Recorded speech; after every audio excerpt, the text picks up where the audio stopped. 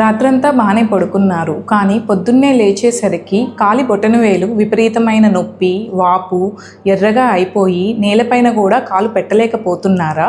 అయితే ఇది govt attack అవ్వచ్చు. మన బాడీలో యూరిక్ యాసిడ్ ఎక్కువ అయినప్పుడు కొంతమందిలో ఇది క్రిస్టల్స్గా మారి జాయింట్స్లో పేరుకుంటుంది.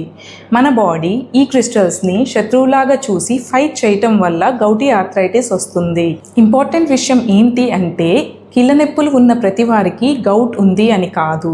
అలాగే మీకు గౌట్ అటాక్ వచ్చినప్పుడు మీ యూరిక్ యాసిడ్ లెవెల్స్ కూడా నార్మల్గా ఉండొచ్చు.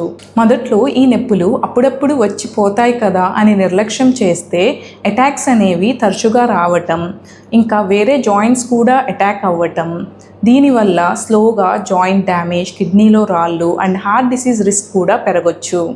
అందుకే కరెక్ట్ డయాగ్నోసిస్ అండ్ ట్రీట్మెంట్ కోసం ఒక రుమటాలజిస్ట్ని కలవండి. గౌట్ పేషెంట్స్ ఏ ఆహార పదార్థాలు అవాయిడ్ చేయాలి అనేది డిస్క్రిప్షన్ బాక్స్లో మెన్షన్ చేశాను. Check it out and follow for more rheumatology related updates.